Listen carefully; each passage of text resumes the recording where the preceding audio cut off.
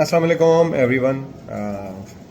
जैसे कल मैंने वीडियो बनाई थी पाकिस्तान इंडिया के मैच पे, और आज पाकिस्तान और इंडिया का मैच हुआ। पाकिस्तान ने टॉस जीता और पहले बैटिंग की, पर मैच फिर भी हार गया। लेकिन बात वो है कि आपको भी पता है, आप लोग भी क्रिकेट देखते हैं, हम तो क्रिकेटर हैं, लेकिन प्रॉब्लम कहाँ आ रही है? क्योंकि सारे बैठ तो जाते हैं टीवियों पे, इधर उधर क्रिटिसाइज करना शुरू कर देते हैं टीम को, ये प्लेयर ऐसा है वैसा है। प्रॉब्लम जो एक्चुअल प्रॉब्लम आती है ना हमारे इन बड़े मैचेस में, वो आती है माइंड सेट की। हमारा माइंड सेट क्या है? अभी अगर आप देखो तो इंडिया की बॉडी लैंग्वेज देखते हैं आप मैच में, और हमारे प्लेयरों की देखते हैं, ज़मीन आसमान का फ़र्क था। और क्योंकि जब आप इन्वायरमेंट की बात करते हो या ब्रांड ऑफ क्रिकेट की बात करते हो ना, फिर जब वो चाहे वो सीनियर लड़का हो चाहे जूनियर हो, उसको वो फॉलो करने की कोशिश करता है। और आपने आज प्राइम एग्जांपल देखी है अभिषेक शर्मा की। पहली बॉल पे शहनशाह को यार उसने निकल के बॉल मार दी है। मतलब आई वॉज नॉट एक्सपेक्टिंग कि वो पहली बॉल पे, यार इतना प्रेशर गेम है ना, पाकिस्तान इंडिया का गेम जो है वो प्रेशर गेम होता है, और उसने मारी। इट शोज के वो जो बात कर रहे हैं कि हमने ब्रांड ऑफ क्रिकेट खेलनी है या इस इंटेंट से क्रिकेट खेलनी है, तो उसको फॉलो भी करते हैं। इवन वो दे वर चेजिंग लाइक 128, वो आराम से भी खेल सकते थे। हमारे बैट्समैन पहले बारी की, हमारे बैट्समैनों ने, और साइम पहली बॉल पे आउट हो गए। साइम का टाइम है कि उसको परफॉर्म करना पड़ेगा। मैंने आपको कल भी बोला था कि साइम के इतने मैचेस हो गए हैं कि वो सीनियर है, वो नया लड़का नहीं है, वो जूनियर पे उसको आप काउंट ना करें। अब उस पर इधर उधर से राइट लेफ्ट क्रिटिसिज्म भी होगा, और आई थिंक फेयर होगा। अब उसको इस चीज़ को पॉजिटिव लेना चाहिए, क्योंकि उसका ये राइट टाइम है कि उसको परफॉर्म करना चाहिए। क्योंकि ओपनर पे जितना उसको चांसेस मिले हैं, मुझे नहीं लगता एज ए ओपनर किसी और को पाकिस्तान में इतने चांसेस मिले हैं। वरना कोई और होता, बैक इन आप 4-5-6 साल पीछे चले जाएं, जिस टाइम पे मैं खेला हूँ, दोबारा कम बैक में 15 से लेके 20 तक इतना चांस किसी को नहीं मिलता था।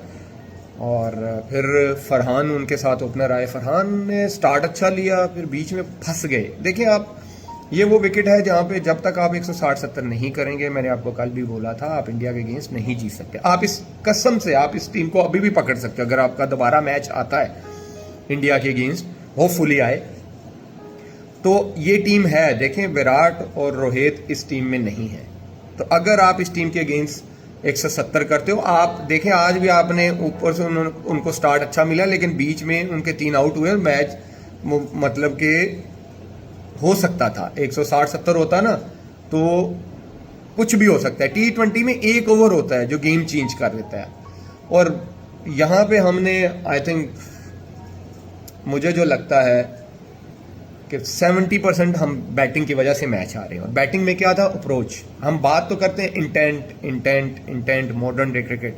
जब आप ये बात करते हैं ना, तो फिर आपको उसको फॉलो भी करना है। बातों से क्रिकेट नहीं खेली जाती, सिंपल इज दैट।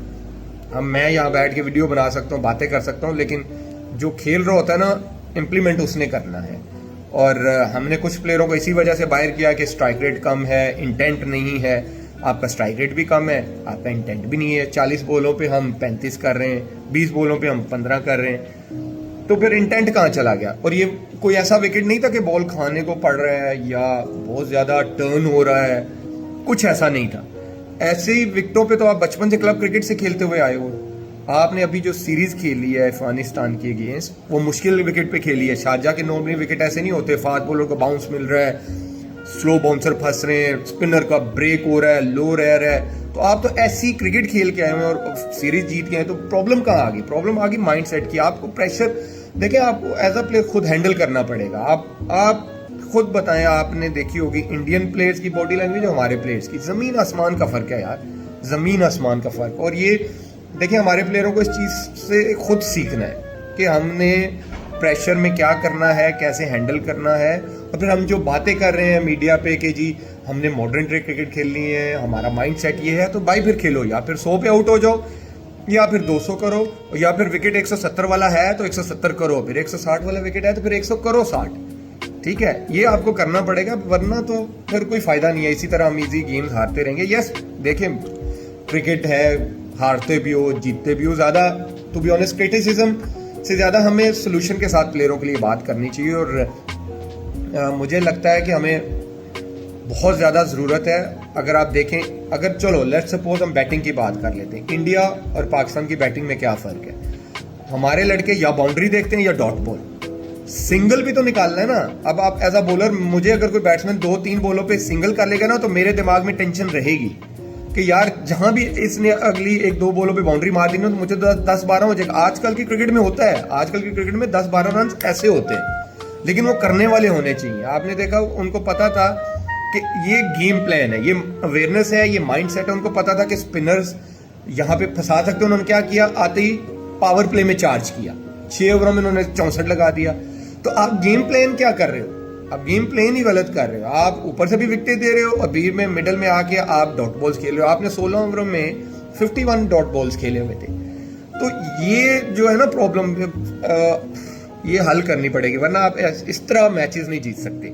और ऑनेस्टली आप इस इंडियन टीम को हरा सकते हो, ना विराट है ना रोहित है, अगर आप 170 करते हो। और आई थिंक बुरा डिसीजन नहीं था, आपने पहले बैटिंग की टॉस जीत के, ये एक ब्रेव डिसीजन था। मोस्टली कप्तान क्या करते हैं, नाइट गेम है, टॉस जीतेंगे, बॉलिंग करेंगे, और आई थिंक मेक सेंस भी करता है। देखिए, जो अच्छी चीज़ है वो बोलनी भी चाहिए, क्योंकि अगर पाकिस्तान, आई स्टिल बिलीव कि 165-70 करता, ये बहुत अच्छा मैच होना था, क्योंकि बीच में आके स्पिनरों ने मैच अच्छा किया। देखिए, साइम ने भी 3 आउट किए हैं, इब्रार ने भी बहुत अच्छी बॉलिंग की है। तो आपको क्योंकि इस टीम में विराट नहीं है जो पूरा मैच फिनिश करने वाला एक प्लेयर था, क्योंकि ये जो अभी टीम है इनकी अभी बिल्टअप हो रही है, तो इस टीम को आप अंडर प्रेशर ला सकते हो, लेकिन ला सकते हो कि जब तक आप 160-70 नहीं करोगे। और अगर अगले मैचेस में आते हैं तो आपको ये करना पड़ेगा, और आपको थोड़ा फ़खर को परफॉर्म करना पड़ेगा। फ़खर का भी 1.5-2 साल से कोई ऐसी परफॉर्मेंस नहीं आ रही, वो उसको करना पड़ेगा एज अ सीनियर प्लेयर, उसको बिल्कुल करना पड़ेगा। आगा कैप्टन है, उनको स्टेप अप करना पड़ेगा। मोहम्मद आरिस, देखें, आई नो कि वो एग्रेसिव प्लेयर है, और उसकी जिस बॉल पे वो आउट हुआ है वो उसका गो थ्रू शॉट है।